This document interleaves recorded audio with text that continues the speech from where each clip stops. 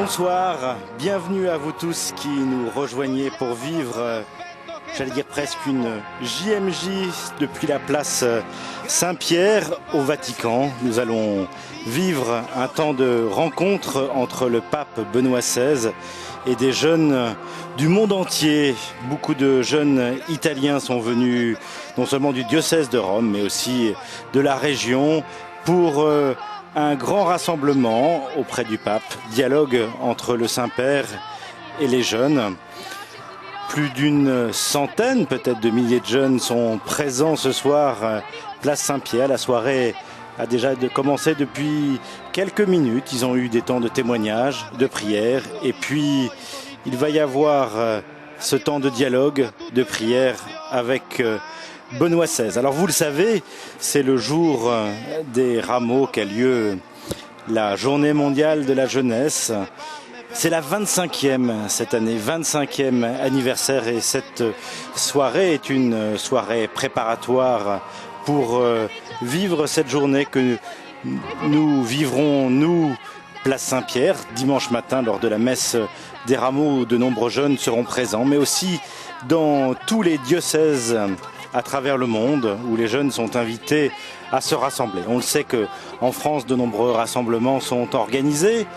Pour citer un des plus importants, ce sera à Chartres, sur la route, avec les jeunes et tous ceux qui ont fait la route depuis des années, cette route du pèlerinage auprès de la Vierge. Alors, depuis quelques jours se déroule à Rome un forum organisé par le Conseil pontifical pour les laïcs, où près de 300 jeunes délégués des conférences épiscopales du monde entier et par des mouvements et des principales associations internationales sont présents et se rencontrent avec un thème de réflexion qui est cette année « Apprendre à aimer ». Avec de nombreuses conférences, des tables rondes et des témoignages, des groupes de travail. Et le Conseil pontifical, par l'intermédiaire du Père Éric Jacquinet, le responsable de la section jeunes au Conseil pontifical, c'est un Français, il dit que finalement ces jours de forum sont là pour comprendre comment est-ce que les jeunes peuvent répondre à la vocation chrétienne à l'amour dans le contexte actuel, caractérisé par la crise du mariage, de la famille et par le déficit éducatif et le relativisme moral. Le père Jacquinet dit que ces jeunes vont discuter et s'attarder sur la beauté de l'amour de Dieu, sur la vision chrétienne de la sexualité, sur les fiançailles avec la préparation au mariage chrétien et sur le sacrement du mariage. Alors, vous entendez, et nous allons entendre tout au long de cette soirée de nombreux chants qui vont nous rappeler notamment les JMJ de l'an 2000 à Rome, musique composée par le père Mario Frisina, le maître de chapelle du diocèse de Rome.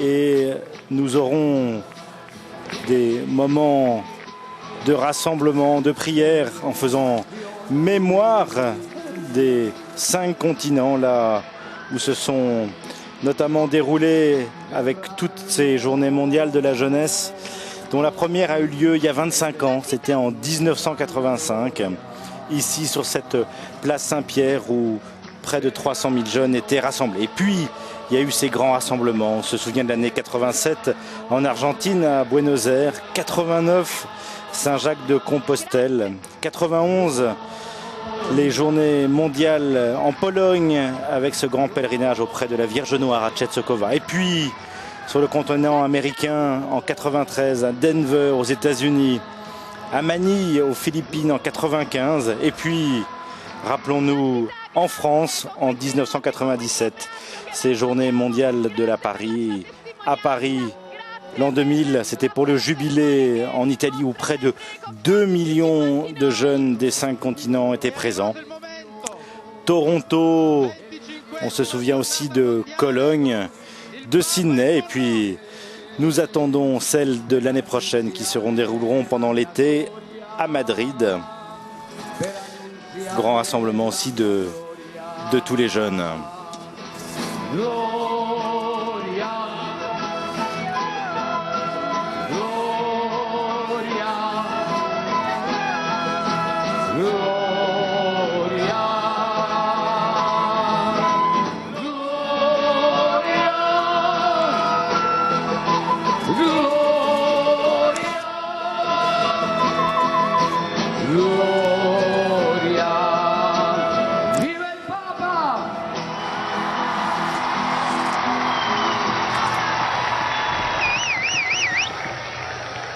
Voilà, temps d'accueil du pape qui est allé rencontrer et bénir tous les jeunes place Saint-Pierre en cette soirée de rencontre. Et on voit le pape heureux et redynamisé par toute cette rencontre avec les jeunes de tous les pays. Et puis, il faut le dire quand même, de nombreux Italiens rassemblés ce soir sur la place Saint-Pierre.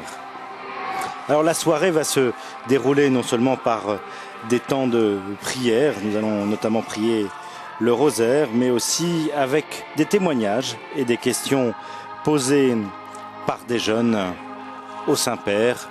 Et selon son habitude, il y répondra sans papier. Répondons juste avec le cœur, car même s'il a préparé et travailler les questions que vont lui poser les jeunes, il répondra comme il l'a fait de nombreuses fois auprès des jeunes séminaristes cette année ou des jeunes de l'Encens missionnaires dernièrement, et puis aussi par un dialogue franc et direct avec cette jeunesse.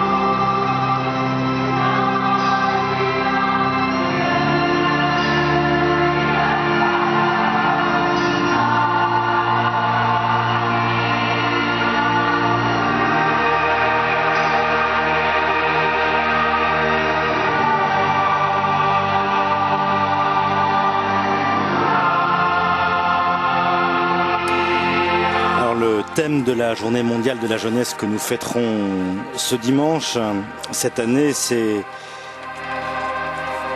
l'occasion pour les jeunes de réfléchir à la question posée par le jeune homme riche à Jésus. Bon maître, que dois-je faire pour avoir en héritage la vie éternelle? Le Saint-Père, comme tous les ans, a adressé une lettre aux jeunes du monde entier dans laquelle il les invite à un retour sur eux-mêmes et à une réflexion approfondie.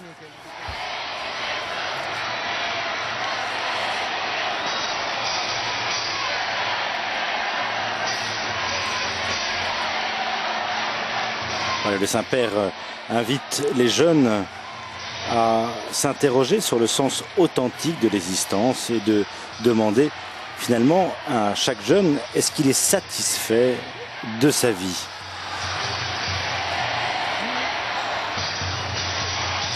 Voilà, il leur parlera si les jeunes lui laissent la possibilité d'intervenir. Et c'est le cardinal Vallini qui va accueillir le pape au nom de tous les jeunes de la place.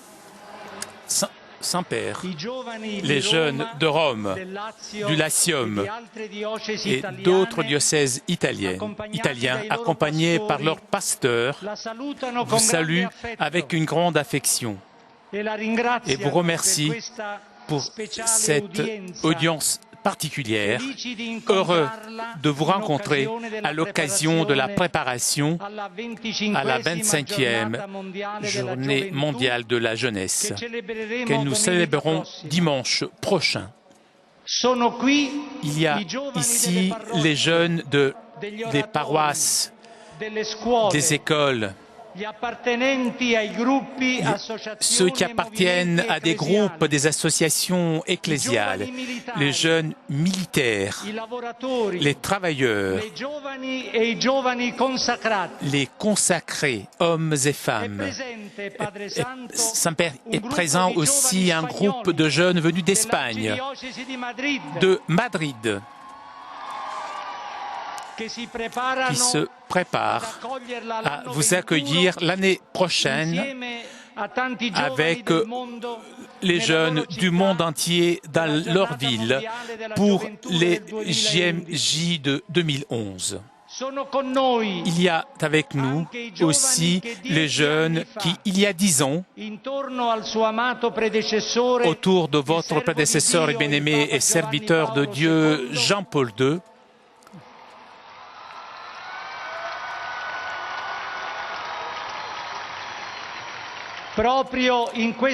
justement sur cette même place ont vécu le début de l'inoubliable expérience des JMJ du grand jubilé de 2000, qui eut son point culminant dans le rassemblement de Tor Vergata, lors le pape avait confié aux sentinelles du matin l'annonce de l'aube du 3e millénaire, avec l'engagement de rendre cette terre toujours plus habitable pour tout le monde.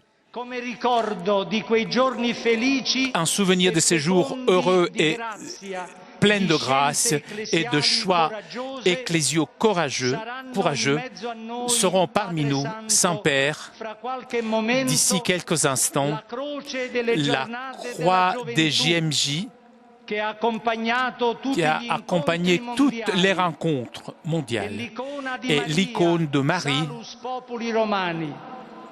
Salus Populi Romani, ces signes qui nous sont très chers, des signes qui nous permettront d'une certaine façon de revivre cette expérience extraordinaire. Cette année tombe aussi le 25e anniversaire de la première journée mondiale pour la jeunesse qui se déroula à Rome en 1985. Avec vous, nous voulons remercier le Seigneur puisque de cette journée et de cette sémence a poussé un grand arbre et tous les continents ont été touchés par ces journées, faisant vivre à des millions de jeunes du monde entier des expériences décisives qui ont orienté leur vie chrétienne sur des chemins nouveaux, les rendant courageux, héros de l'Évangile et témoins de la civilisation de l'amour. Dans le message pour les JMJ de cette année, Saint-Père, vous nous avez invités à méditer la page évangélique qui rappelle la rencontre de Jésus avec le jeune riche et la question que ce jeune lui posa. Bon maître, que dois-je faire pour avoir un héritage de la vie éternelle? Dans les semaines passées, sollicités par une aide préparée par l'Office de la pastorale juvénile des jeunes du vicariat de Rome, les jeunes se sont interrogés par cette expérience de ce jeune riche qui, avec des modalités différentes, a revécu dans le corps des jeunes d'aujourd'hui. Nous aussi, nous sommes des chercheurs cœur de vérité et du véritable sens à donner à notre vie.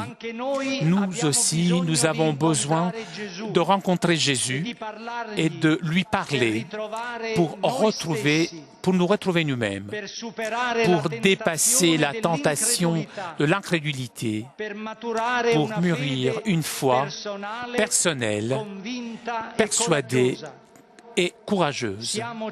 Nous sommes certains que Jésus regarde avec amour même les jeunes d'aujourd'hui et pour chacun d'entre eux un dessein, un projet et les invite à des choix importants pour construire leur avenir.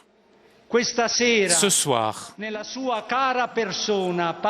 dans votre personne, Saint-Père, nous rencontrons le Seigneur qui nous parle, qui nous encourage à le suivre.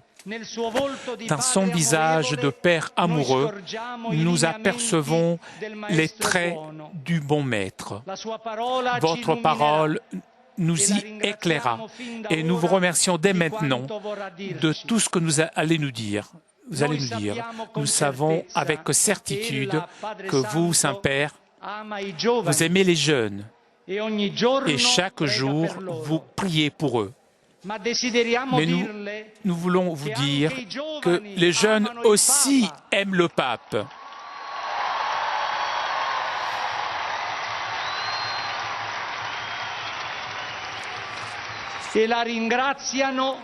Et vous remercie du témoignage de foi et d'amour au Christ, crucifié et ressuscité, pour affronter les épreuves et les incompréhensions.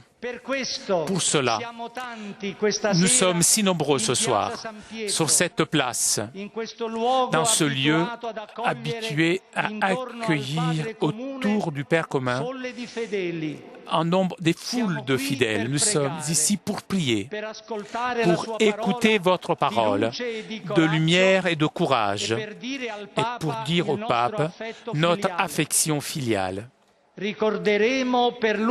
nous rappellerons longtemps et avec gratitude de cette rencontre. Nous garderons dans nos cœurs vos paroles pour alimenter notre vie de disciples de Jésus et d'annonciateurs de joie et d'espérance. Merci, Saint-Père. Voilà, salutations et mots d'accueil du cardinal Vallini. Vous le savez que c'est le cardinal vicaire de Rome, c'est-à-dire le bras droit du pape pour l'animation et la direction pastorale du diocèse de Rome.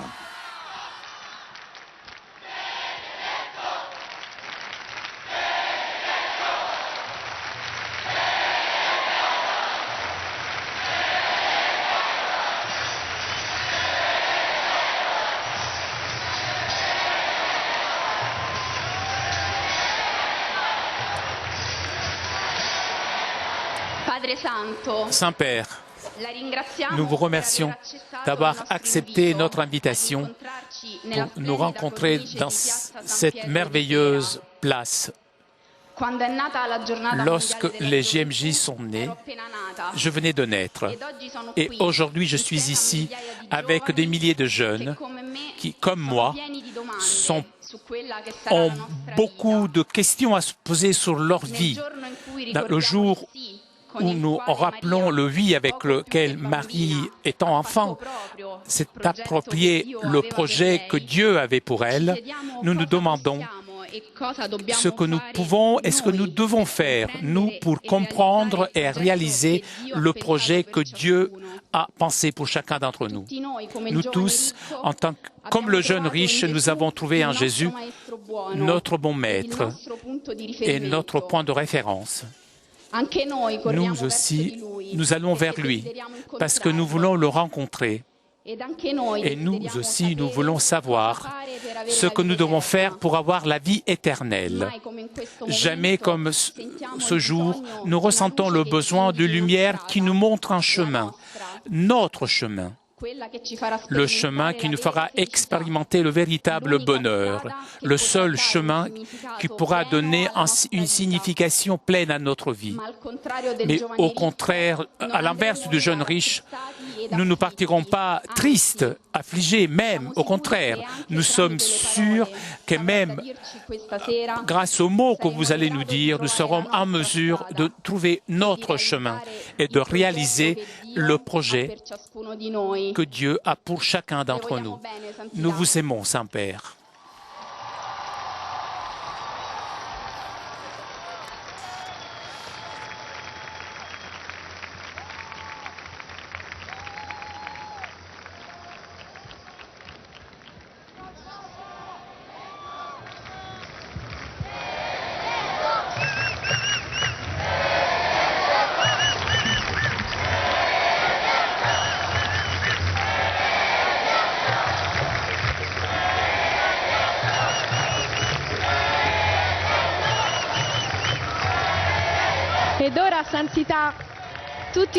Sainteté, tous les jeunes présents ici, place Saint-Pierre, allumeront leurs flambeaux pour accueillir la croix que Jean-Paul II nous donna à nous les jeunes en 1985. Avec la croix, il y aura aussi l'icône de Marie. Salus populi Romani. Avec la croix, elle est présente dans toutes les JMJ. Ainsi faisant, nous nous unirons grâce à votre présence en prière avec tous les jeunes de Madrid où se tiendront les prochaines JMJ.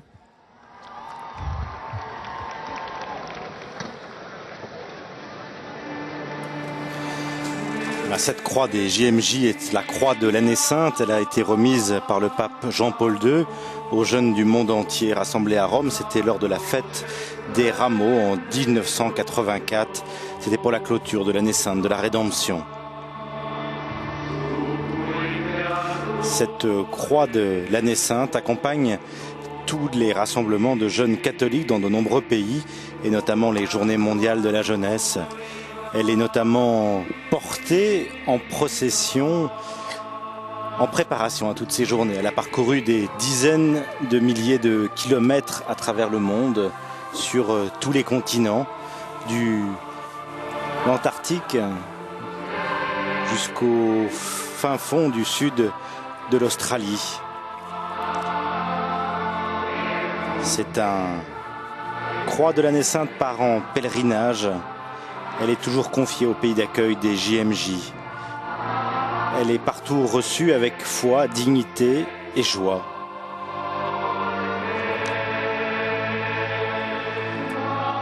Elle est accompagnée par l'icône, la reproduction de l'icône de la Vierge Marie, Salus Populi Romani, salut du peuple romain, qui est particulièrement vénérée ici à Rome, dans la basilique Sainte-Marie Majeure.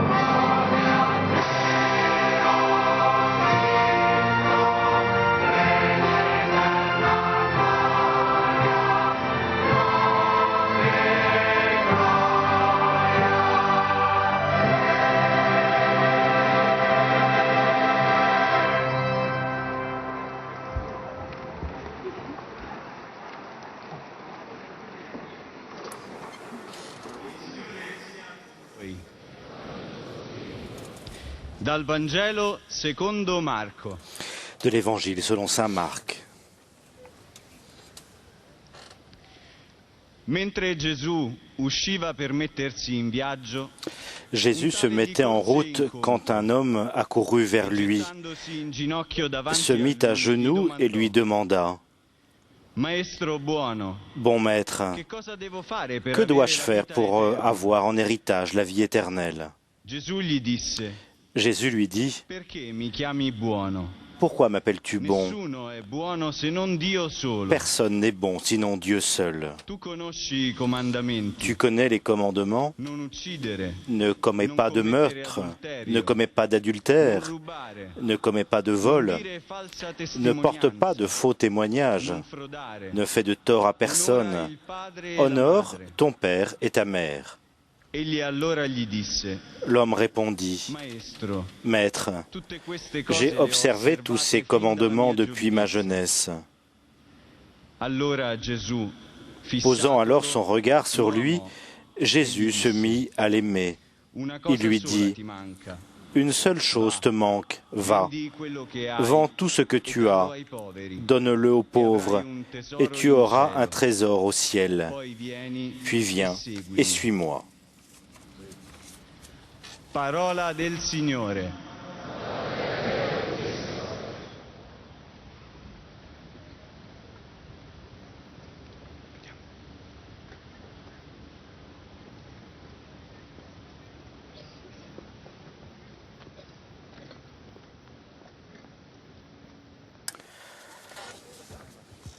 Trois jeunes vont maintenant poser des questions au Saint-Père. Trois jeunes de Rome, Saint-Père, Giulia, Luca et Enrico, vous adresseront chacun une question et nous allons écouter vos réponses.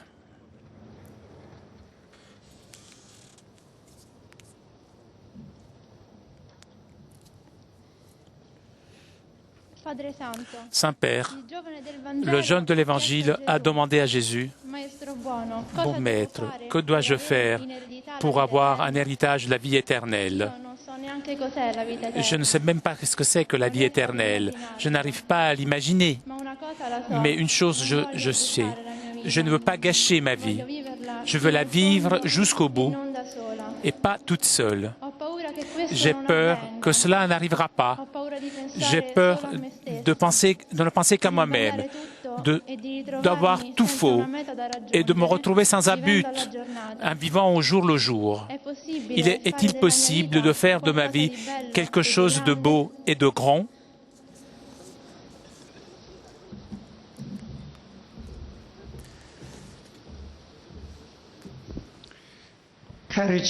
Chers jeunes, avant de répondre à cette question, je voudrais vous remercier de tout cœur de votre présence.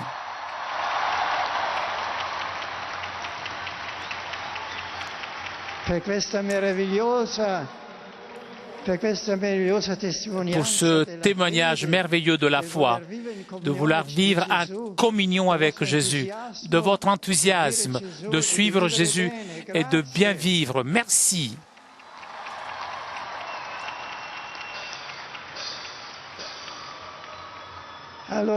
Avant la question, elle a dit: qu'est-ce que c'est que la vie éternelle? Tu n'arrives même pas à l'imaginer. Personne n'est en mesure d'imaginer la vie éternelle parce qu'elle est en dehors de notre expérience. Toutefois, nous pouvons commencer à comprendre qu'est-ce que c'est que la vie éternelle. Et je pense que vous, avec votre question, vous avez déjà donné une description de l'essentiel de la vie éternelle, de la véritable vie. Ne pas gâcher la vie, la vivre en profondeur, ne pas vivre pour soi-même, ne pas vivre au jour le jour, vivre réellement la vie dans sa richesse et dans sa totalité. Comment faire? Voilà la grande question qui a posé même ce jeune riche au Seigneur. Première vue, la réponse du Seigneur semble assez sèche. Il dit: observe les commandements Mais derrière cela, si on réfléchit bien, si nous écoutons bien le Seigneur dans la totalité de l'Évangile, nous trouvons la grande sagesse de la parole de Dieu, de Jésus, c'est-à-dire ces commandements, selon une autre parole de Jésus, se sont résumés dans cette unique. Et aime Dieu de tout ton cœur, à raison, toute ton existence. Et aimer le prochain comme soi-même. Aimer Dieu, cela suppose connaître Dieu, reconnaître Dieu. Et donc, le premier pas que nous devons réaliser, chercher de connaître Dieu. Et donc, nous savons que notre vie, ce n'est pas un hasard. Ce n'est pas un hasard. Ma vie est voulu de Dieu depuis l'éternité. Je suis aimé et je suis nécessaire. Dieu a un projet pour moi. Dans la totalité de l'histoire, un projet pour moi. Ma vie est importante, même nécessaire. L'amour éternel m'a créé en profondeur et m'attend. Donc, voilà le premier point, connaître, essayer de connaître Dieu et donc comprendre que la vie est un don, qu'il faut vivre, que c'est bien de vivre. Et ensuite, l'essentiel est l'amour. Aimer ce Dieu qui m'a créé et qui a créé ce monde, qui gouverne dans toutes les difficultés de l'homme, l'histoire, et qui m'accompagne. Et aimer son prochain. Les 10 commandements auxquels Jésus, dans sa réponse, fait référence sont seulement une explication, un résultat du commandement de l'amour, sont pour ainsi dire des règles de l'amour, montrent le chemin de l'amour avec ses points essentiels, la famille comme le fondement de la société, la vie qu'il faut respecter comme un don de Dieu. L'ordre de la sexualité, de la relation entre un homme et une femme, l'ordre social et donc la vérité. Ces éléments essentiels montrent le chemin de l'amour, comment réellement aimer et trouver le bon chemin. Donc, il y a une volonté fondamentale de Dieu pour nous tous qui est identique pour nous tous, mais son application est différente en chaque vie, puisque Dieu a un projet précis pour chaque homme. Saint François de Sales a dit la perfection, c'est-à-dire être bien, vivre la foi et l'amour est essentiellement une, mais en a des formes très différentes. Différente est la sainteté d'un homme politique ou d'un religieux, d'un homme de science, d'un paysan et ainsi de suite. Et donc, pour chaque homme, Dieu a son projet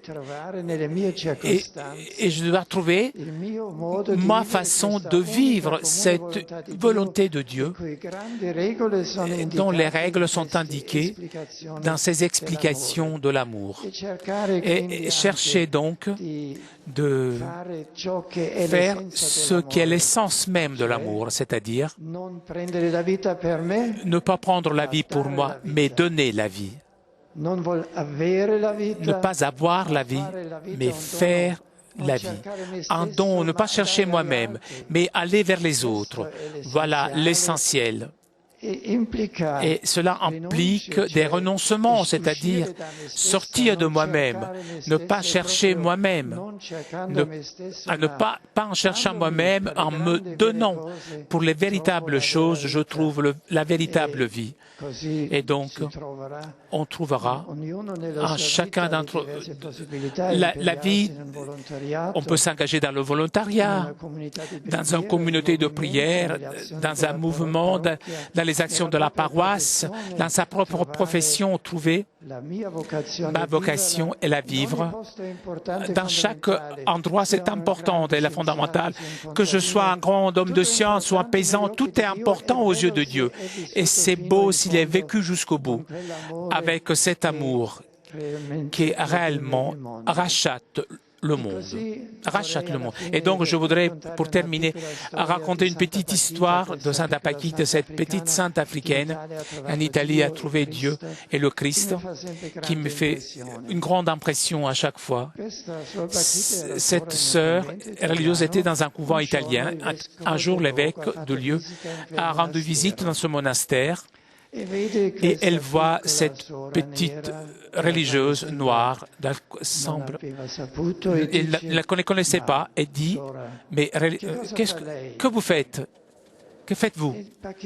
Et Paquita répondit, comme vous, Excellence. Et l'évêque, un peu irrité, dit, mais comment vous faites la même chose que moi? Oui, nous les deux, nous voulons faire la volonté de Dieu, ce n'est pas vrai? Et finalement, le point essentiel, connaître, avec l'aide de l'Église, de la parole de Dieu, des amis, la volonté de Dieu, aussi bien dans ces grandes lignes communes pour tous, soit dans le concret de notre vie personnelle. La vie n'est peut-être pas facile, mais elle sera belle et heureuse. Et prions pour le Seigneur de nous aider, de faire sa volonté et de la suivre avec joie.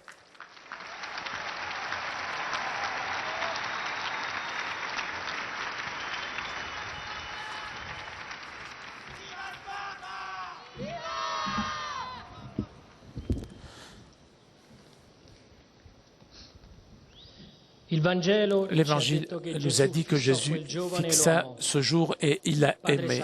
Saint Père, que veut dire être regardé avec amour de Jésus? Comment pouvons-nous faire, nous aussi, cette expérience? Mais c'est vraiment possible de vivre cette expérience, même dans cette vie d'aujourd'hui. Naturellement, je voudrais dire que oui, puisque le Seigneur est toujours présent et regarde chacun d'entre nous avec amour. Et nous devons regarder, trouver ce regard.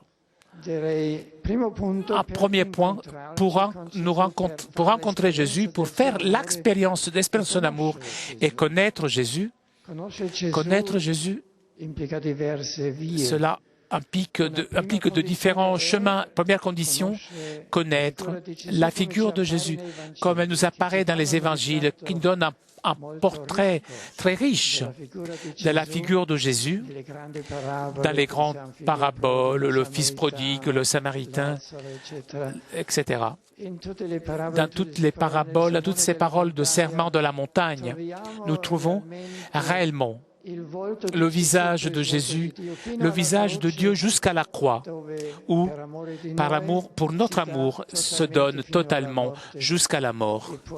Et ensuite, il peut dire, entre tes mains, Saint-Père, je donne ma vie, mon âme.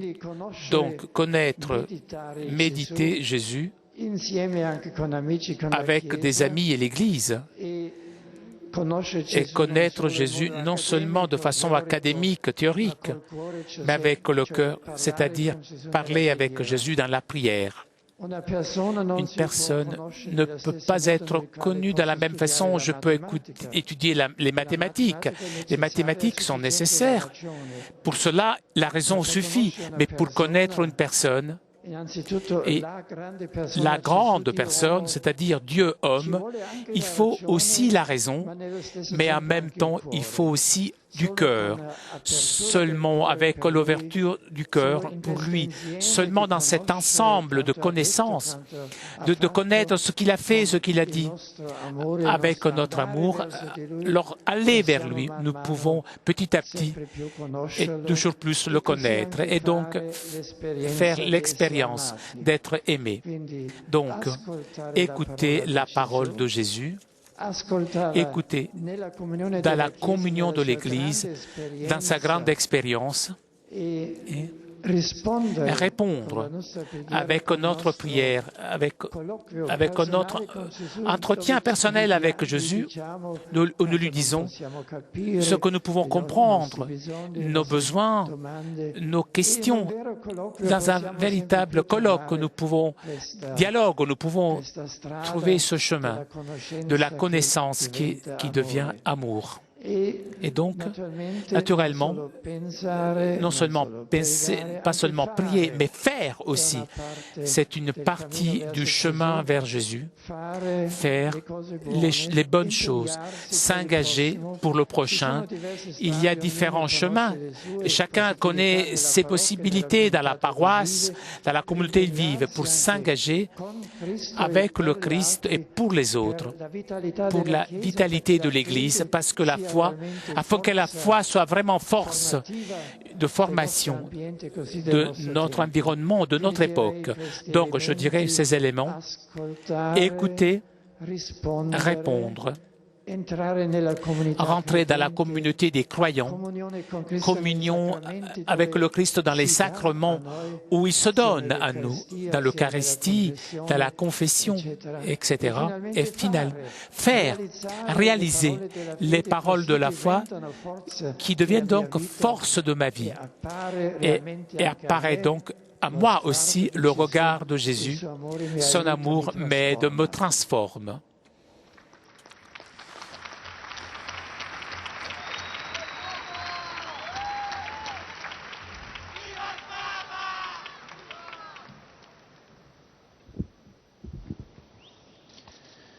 Jésus invita le jeune riche à tout quitter et à le suivre. Mais lui, il devint sombre. Moi aussi, comme lui, j'ai du mal à le suivre, puisque j'ai peur de tout quitter. Et parfois, l'Église me demande des renoncements difficiles. Saint-Père, comment puis-je trouver la force pour des choix courageux et qui peut m'aider? Voilà, commençons avec cette parole dure pour nous: renoncer. Les renoncements sont possibles et même devient beau, même ces renoncements, si on a pourquoi, une raison. Et si cette raison justifie aussi la difficulté du renoncement. Saint Paul a utilisé dans ce contexte l'image des Olympiades et des athlètes engagés pour les Jeux Olympiques. Il dit, pour arriver à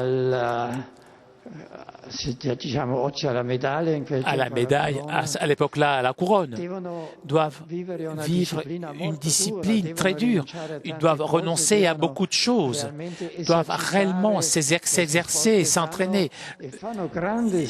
Ils font des grands sacrifices parce qu'ils ont un but et ça vaut la peine. Même si à la fin ils n'ont pas gagné, toutefois, c'est une belle chose que d'avoir suivi des renoncements, être capable de faire ces choses avec une certaine perfection. C'est le même qui est valable avec cette image de Saint Paul pour les Jeux Olympiques, pour tout le sport, et valable aussi pour toutes les autres parties de la vie.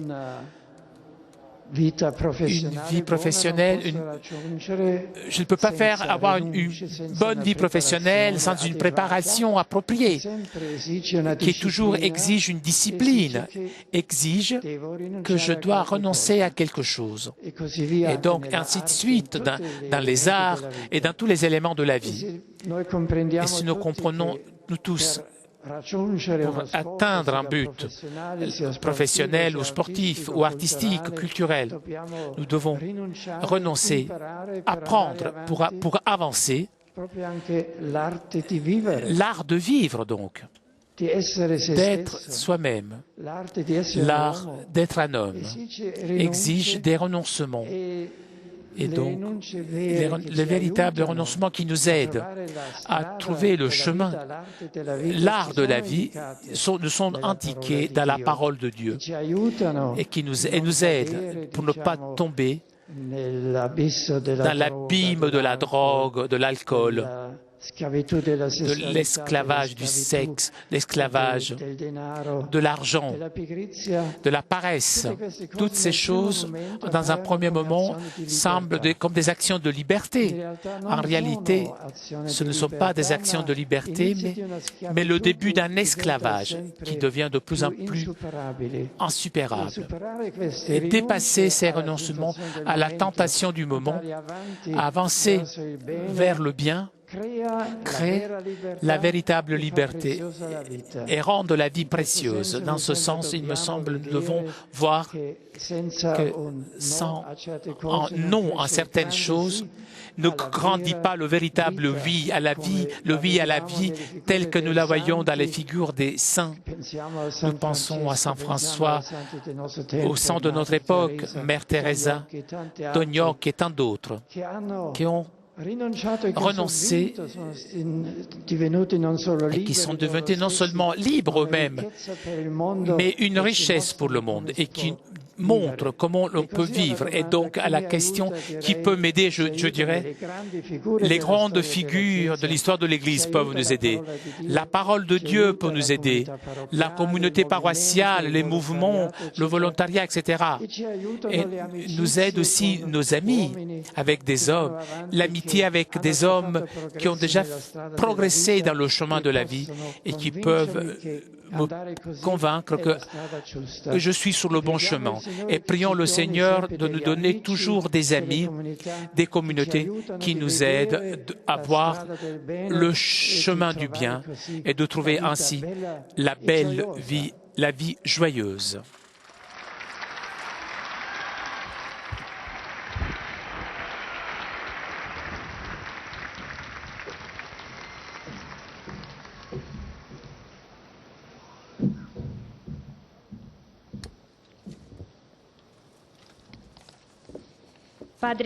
Saint-Père, merci pour tout ce que vous avez dit. Ce sera pour nous une lumière sur notre chemin et un soutien pour notre vie de foi. Ce soir, au nom de tous les jeunes ici présents, nous voulons nous engager à vivre ce que vous nous avez dit avec l'aide de la grâce de Dieu. Nous voulons parcourir le chemin que vous avez tracé, surtout pour comprendre comment et où réaliser notre avenir.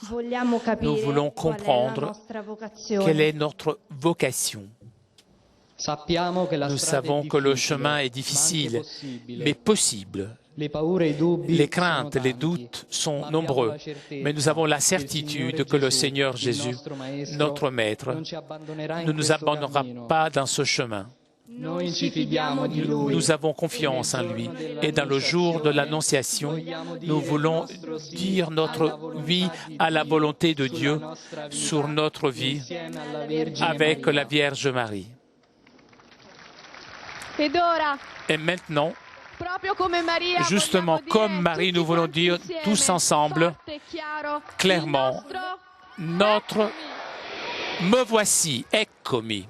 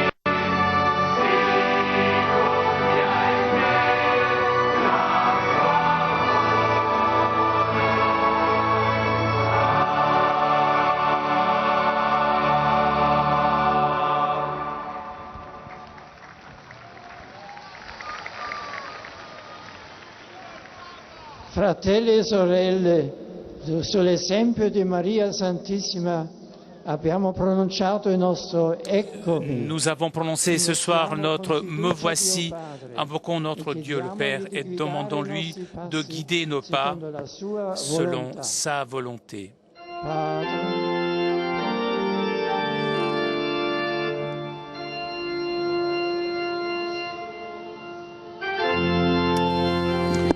Le Saint-Père nous invite à chanter maintenant le Pater Noster, notre Père.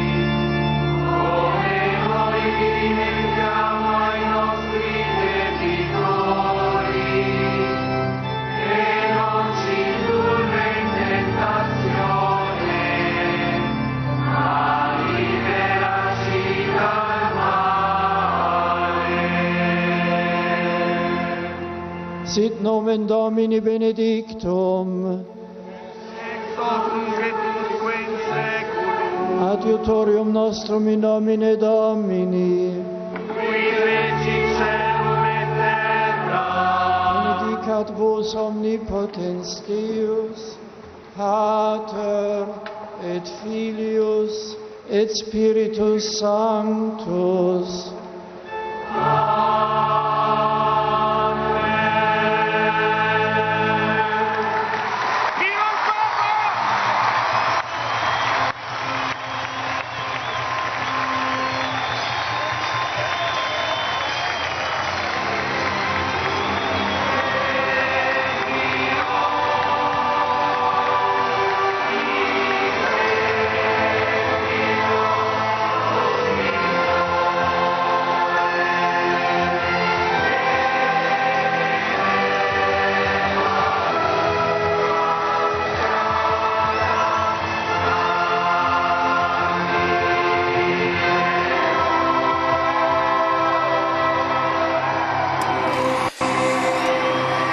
C'est dans cette atmosphère, cette ambiance des JMJ, de joie, de prière, d'écoute, que nous allons maintenant quitter la place Saint-Pierre, illuminée ce soir en cette rencontre des jeunes avec le pape, cette rencontre préparatoire à la journée mondiale de la jeunesse qui se déroulera dimanche prochain dans tous les diocèses du monde. 25e journée mondiale de la jeunesse. Vous savez que tous les 2 ou 3 ans, le Saint-Père invite les jeunes du monde entier à se rassembler dans une ville. Ce sera l'année prochaine en 2011 à Madrid. Et puis les autres années, c'est dans les diocèses au point de vue local.